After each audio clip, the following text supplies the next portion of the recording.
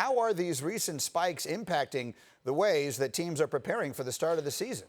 What's interesting to me, Greeny, is that in speaking to teams over the weekend, I think they're obviously very concerned about the spike in certain areas, and teams have been worrying about setting up what the NFL has mandated, tiers of access for people, and there is so much work for these teams to be doing in preparation. You take a look at the league-mandated tiers that went out. Tier 1, you've got to identify a group of people that has access to fields and locker rooms. Tier 2, which includes GMs and football operations employees, they can't even go in the locker room. They're not allowed to have contact with certain people under certain scenarios.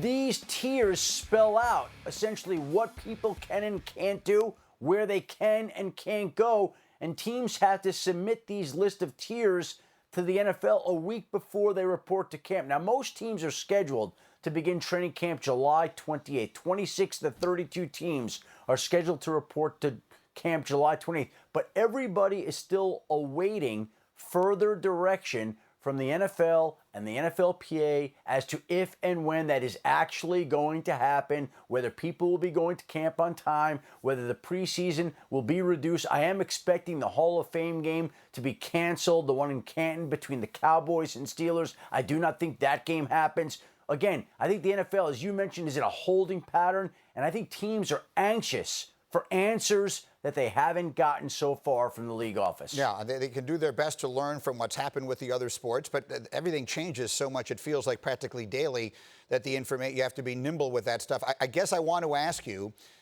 from the people you talk to, does the sentiment of optimism remain that despite all of the obstacles, that they will have a season, they will be able to play? I think it all depends on who you talk to, Greeny. Again, I got a text last Thursday on the day that Dr. Anthony Fauci came out and talked about the fact that he believed that the NFL might have to have a bubble this year, that players couldn't leave.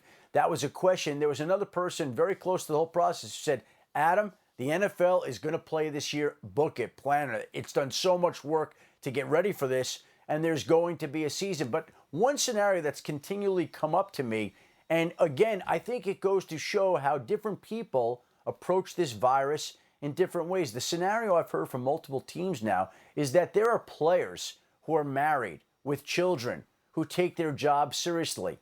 And there are younger players who come in, who don't have any dependents, who do what they want at night, go out, clubs, dates, women, whatever it may be.